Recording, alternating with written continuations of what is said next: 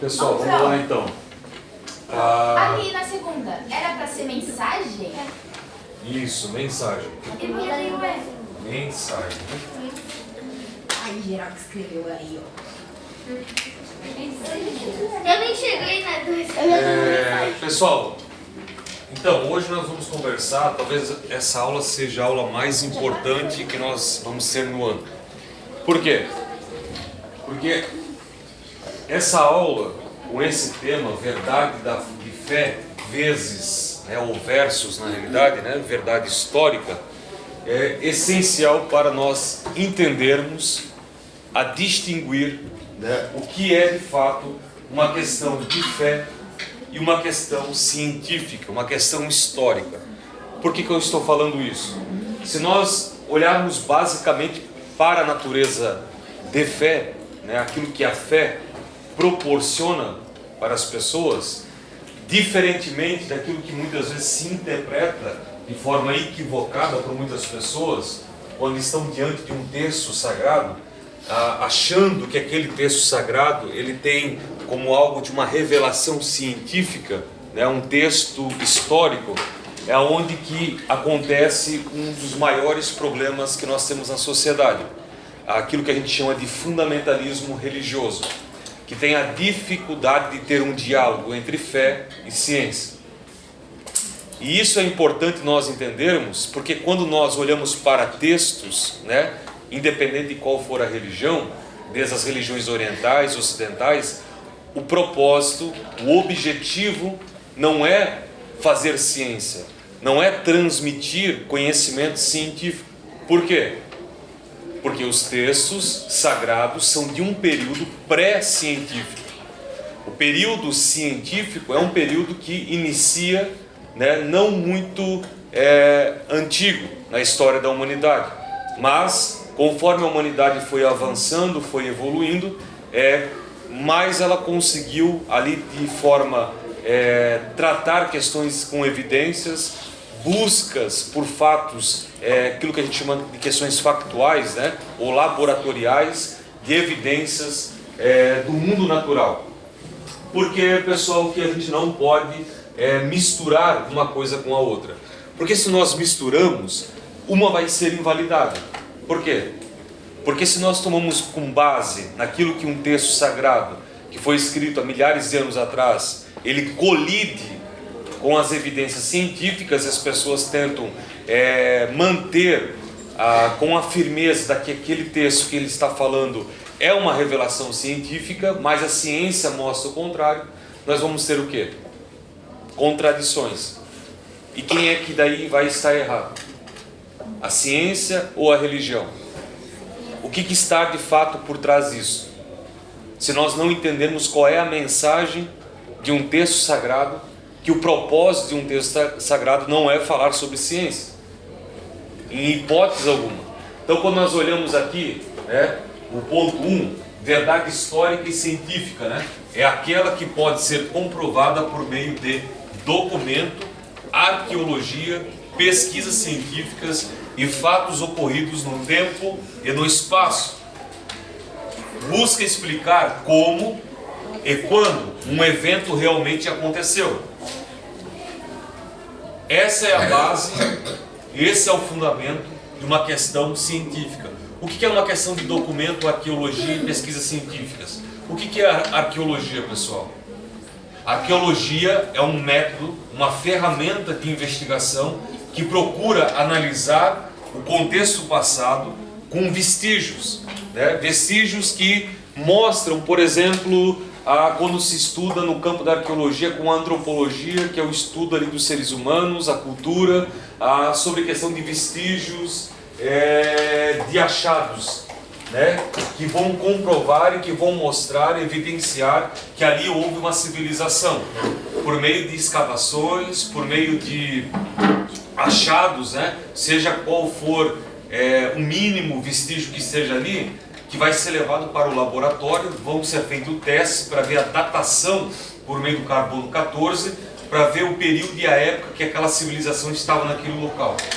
Ou também como nós encontramos os ossuários, os ossuários de outras espécies de hominídeos. Por exemplo, né, quando a gente fala que a gente não é a única espécie de hominídeos que habitou a Terra, muitas pessoas estranham isso, né? Que havia outros hominídeos muito parecidos conosco, só que tinha estruturas diferentes, como por exemplo os neandertais, né? Como por exemplo o Homo erectus, o Homo habilis, né? E tantos outros, né, que já viveram e até foram contemporâneos de nós, principalmente os neandertais. Eles foram contemporâneos, conviveram e houve bastante conflito, né, com o Homo sapiens, que é a nossa espécie. Inclusive, pessoal, houve até namoro, né, entre, no caso ali, os neandertais com o Homo sapiens, né? Houve até momentos de famílias e filhos que foram gerados, e isso já dentro do genoma, da parte genética, foi estudado sobre isso, e encontraram genes de neandertais em Homo sapiens, principalmente os europeus. Os germânicos, eles têm no código genético deles genes de neandertais. Eles não são puros Homo sapiens, ou seja, os mais puros da espécie basicamente se originaram ali na região da África, o Homo sapiens. Geralmente o pessoal que é mais ali da região da Ásia, da África, né, oriental, e um pouco ali da transversal ocidental, ali nós temos bastante pureza de Homo sapiens. Mas o pessoal mais aí da região europeia tem uma mistura de neandertais com Homo sapiens. Isso a maioria das pessoas não sabe, mas já foi comprovado pelo campo genético, né, pela genética, onde evidenciou isso aí. Então, assim, são formas de saber por meio da ciência, né? Por meio da ciência, buscando questões factuais, aquilo que é fato, aquilo que é comprovado. A verdade de fé, então, por exemplo, é a mensagem espiritual e filosófica que um texto sagrado deseja transmitir para os seus seguidores. Ela não se preocupa com a comprovação da ciência. Isso quando nós entendemos o que é a fé. Não aquilo que as pessoas interpretam como fé, que na realidade não é fé, mas sim com o significado da vida e da existência. E o ponto 3, então, as parábolas e mitos são narrativas simbólicas utilizadas pelas religiões. Um conto de sabedoria ou uma parábola não precisa ter acontecido de forma científica para ser verdadeiro, pois a sua verdade está na lição ética, no aprendizado moral e nos valores como justiça e amor, que ensina ao leitor. Então, assim, pessoal, quando nós olhamos para um texto, né, vamos pegar aqui o mais conhecido, a Bíblia, né, que é mais conhecido da maioria. Tem muitos outros textos, mas vamos falar da Bíblia porque a Bíblia faz parte mais aí do contexto ocidental. Quando nós olhamos para a Bíblia, vocês acham que ali é um fato histórico? Realmente são coisas que aconteceram historicamente? Sim. Será? Sim. Será? Sim, tipo César. Hã?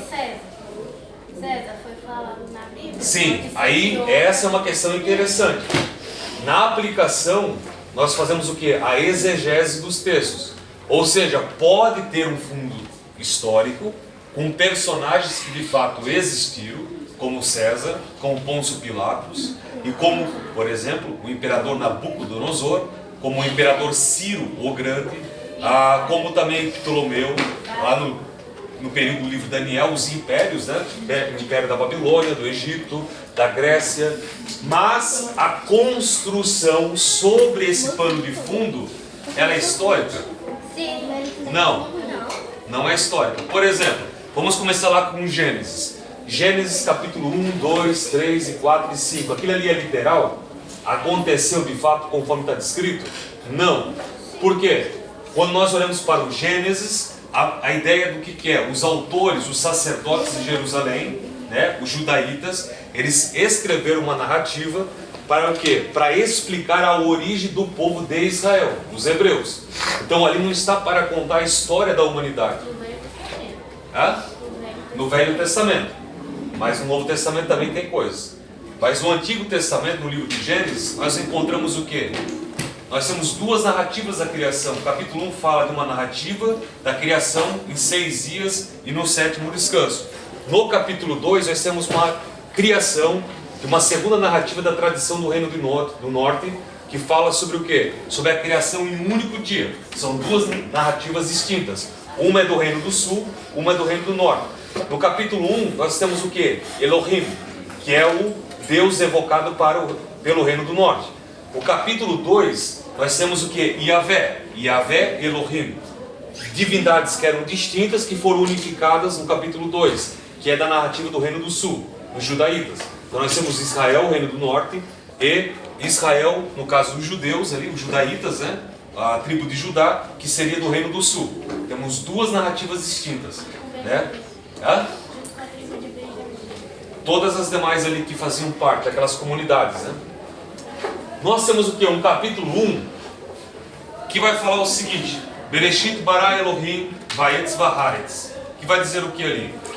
Em um momento, em algum período na história, Elohim, que ali também é um termo para deuses, não Deus no singular. Isso foi uma tradução posterior, colocou Deus como algo singular, mas o texto é plural, porque na idade daquele período, eles entendiam que não havia um Deus só, haviam vários deuses.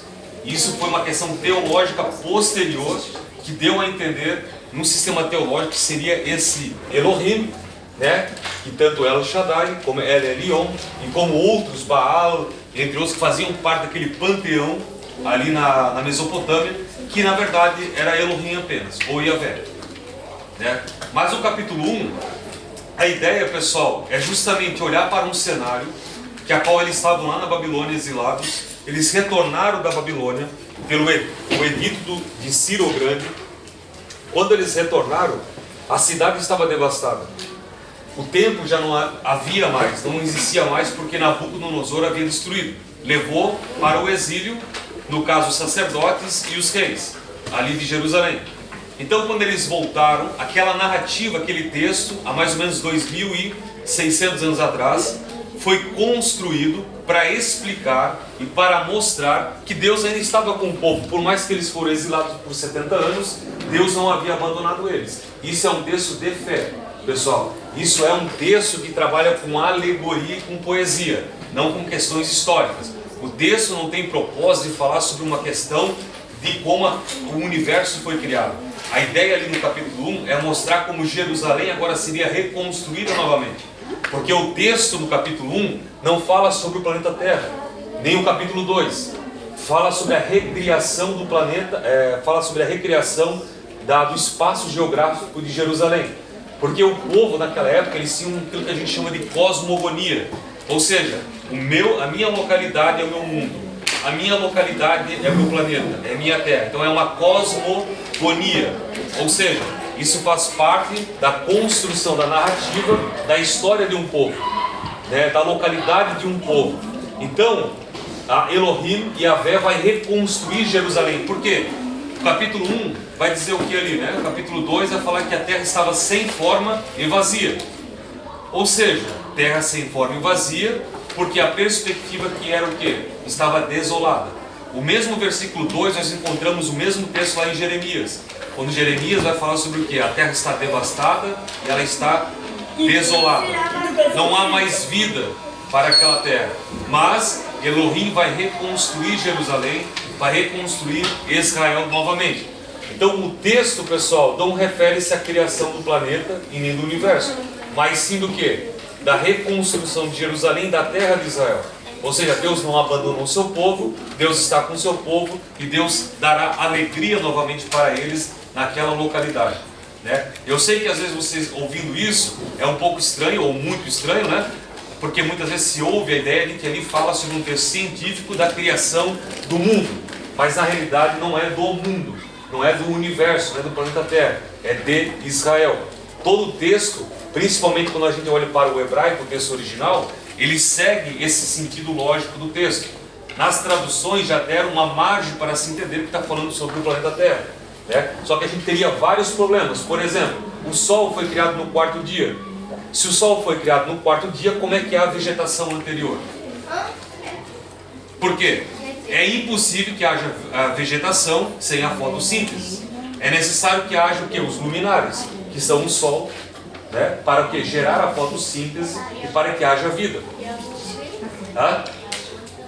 Isso. Faz parte do quê? Do ciclo natural. Aí as pessoas, quando vão estudar isso, aí, como interpreta de uma forma literal, se assustam. Mas como pode estar se contradizendo? Mas o propósito do texto não é falar sobre a criação do universo ou do planeta Terra. O propósito é transmitir uma mensagem que Deus, no caso ali os luminares, o Sol, a Lua, as estrelas, que era uma representação das divindades lá do panteão da Mesopotâmia. Na realidade eles não tinham poder para criar Jerusalém, mas somente Deus. Por isso que o Sol, a Lua, as estrelas são colocados no quarto dia e não anterior a isso, para mostrar que aquilo ali não são deuses, segundo o desenvolvimento teológico, não são deuses, mas são apenas elementos materiais criados por Yahvé, por Elohim. Que estão sendo criados para o quê? Para reconstruir novamente a terra de Israel. Tipo colocado? Hã? Colocado depois que criou a Isso. É porque tem aquele sentido de uma abóboda, né? Que a ideia ali justamente os firmamentos de cima e embaixo. Eles até tinham uma visão de terra plana, né? Água em cima e água embaixo, né? E a terra como plana.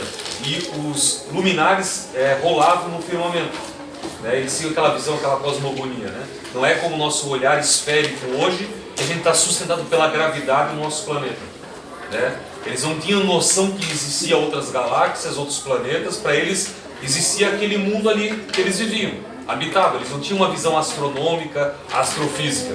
Nós estamos falando de coisa de 2000 e poucos anos atrás, né? Então eles não tinham essa visão. O movimento científico começa há 300 anos basicamente, com Copérnico, que é o pai da astronomia, né? Com Galileu, ali mais ou menos em 1500 e pouco, 1600 e pouco. Então é esse período que vai tendo as descobertas, diferentemente de um texto que há 2000 anos atrás não estava com esse objetivo de falar sobre o planeta e assim por diante.